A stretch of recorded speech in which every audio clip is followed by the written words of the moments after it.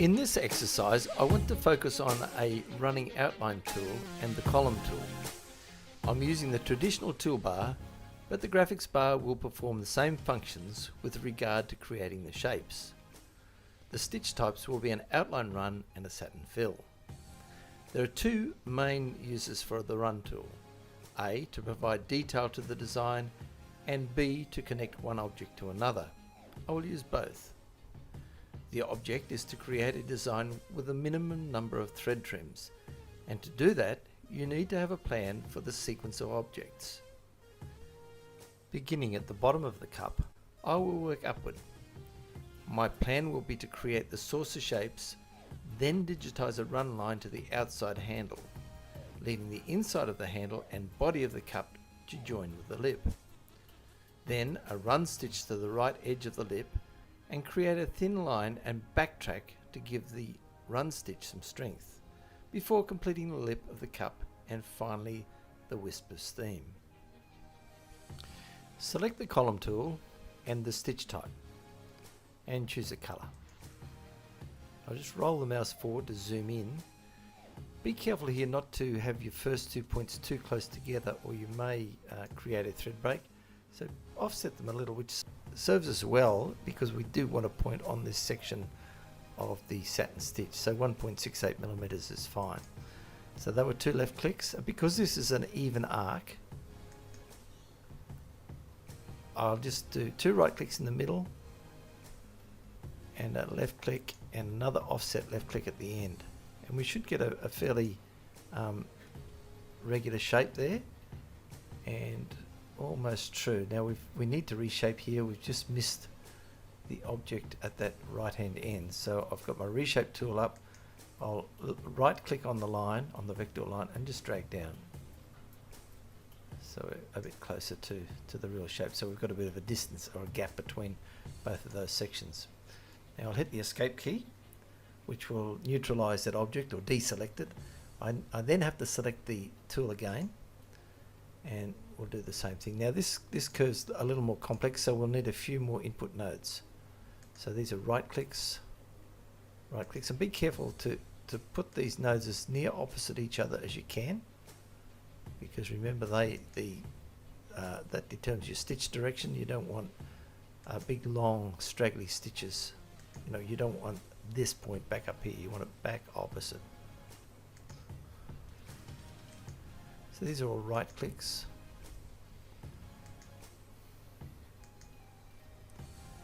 I'll just move these toolbars out of the road.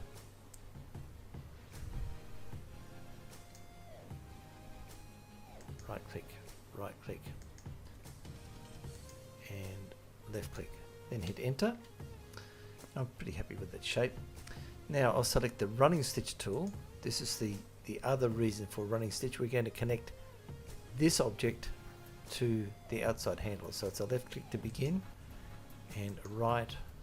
And we want this to run fairly well down the middle of that black, so this stitch is going to be covered up. It's just a connecting stitch, as I mentioned. Now if I hit the space bar, it should toggle me back to my input A, or my column tool. It saves me dragging the mouse back up to the tool. So it'll toggle, the space bar will toggle you between the two tools that you're currently using. So a left click and a left click to begin again, a right,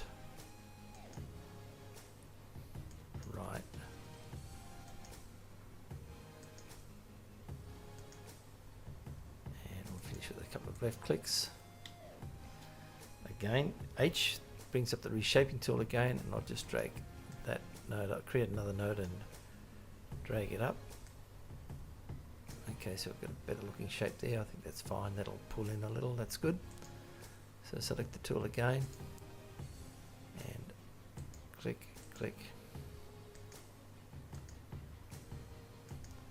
Try and digitize with as few input nodes as you can. You're going to get a cleaner shape and a better curve.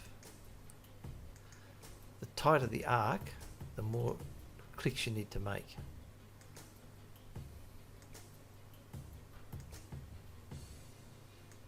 Might have to realign this. It's getting very close to the edge of that satin stitch, and it may expose itself if there's any movement in the fabric when you're stitching. So just move this back into its normal location, or at least my normal location, and a couple of left clicks, and I'll hit enter. I'll just with my select tool, if I hold the number 2 down on my keyboard,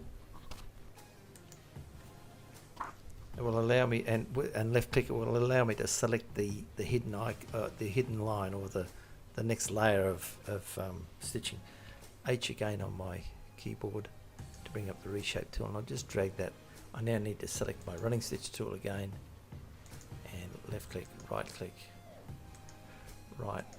and I'll just get to that point and left click, and I'll end that object right there. I'll zoom in to get closer to my work, and then I'll digitize another running stitch. So this running stitch is to provide detail, and the previous one, this one here, is just a connector. So select that piece that I've just digitized, and I'll use the backtrack tool to come back. So now my cursor is here at this point where the white cross is. I can now change back to my input A tool and begin digitizing this column. So it's right click, a couple of left clicks to begin with. Now I'll roll my mouse back to zoom out, so I'm getting a bigger picture.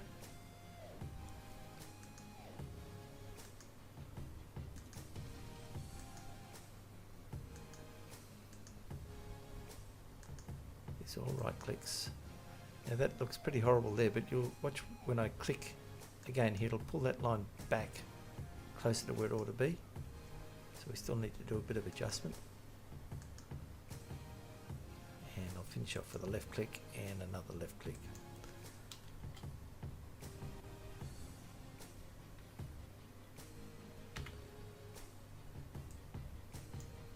So P, the letter P, to bring up the pan tool, which I can drag the artwork and the design back to the middle of the screen. Now with my reshaping tool, I'll click on that outline, right click, which created a round node, and I'll just drag that in to correct the shape. I'm going to hit escape to neutralize everything. I'm going to left click on, this is my travel toolbar. I'm going to left click on what I call the 3 tulips, and that'll take me to the beginning of the design. Now I'm going to right click on the scissor icon, which will identify any trims in the object or in the design, and there are no trims. We'll talk about connectors a little bit later, but what that's telling me is that I've got the sequence correct, and each object is within a certain distance of each other. So the end of the first object is within, say, 2 millimeters of the beginning of the next object. You can see a bit of a problem here. I'll just zoom in and pick this object, hit H from a reshaping tool, right click on the vector line, and just drag it up. And another one here.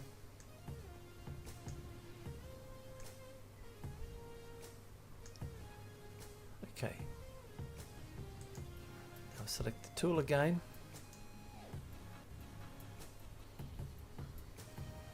And left click, right click, right click, right, and a left, and hit enter. So check with my travel toolbar again, left click on the tulips, which takes me to the beginning of the design, and then right click on the scissors. So it's gone right through there without a thread trim. It's going to thread trim between the cup and the piece of steam, the wisp of steam. So let's have a look at that connector value that I was talking about a minute ago. I'll select this object and come to my connectors in the object properties, and after the object's finished, I want to use jumping stitches to get to the next object, and I want you to trim if we're moving more than 2 millimeters. So I'll just zoom in there, and just to demonstrate this, if I was to change that value to say 12, the trim disappears. But of course we don't want that because it's too big a gap. So I'll bring that back to 2 mil. the trim reappears. And we want to make sure that if we're trimming, that the tie off that happens before it leaves this object occurs at either the same distance or a smaller distance. So it's now selected at 1 mil, and so there's a tie off in there. You can see that little single stitch there. Okay, so it's basically how I would digitize that object. I hope that helps. So the point of this exercise is to plan your design and use the running stitches to connect objects that are separated from each other. So there's this part of the saucer, and that first part of the handle, they need to be done in that sequence, but we needed to put a running stitch in here to join them up, and we needed to put a running stitch here to meet this little piece of outline stitch that we put there. Remember the backtrack tool, which is conveniently located under the running stitch now. So right click, turn my drawing off and turn my true view on. So that's your view toolbar, is this one here, that's T for true view. And I think that this will look fine. Those stitches there are going to pull a little apart a little, and I think there'll be a nice gap in between those when you stitch that design out. I hope that helps, and I hope you found it interesting. Thank you.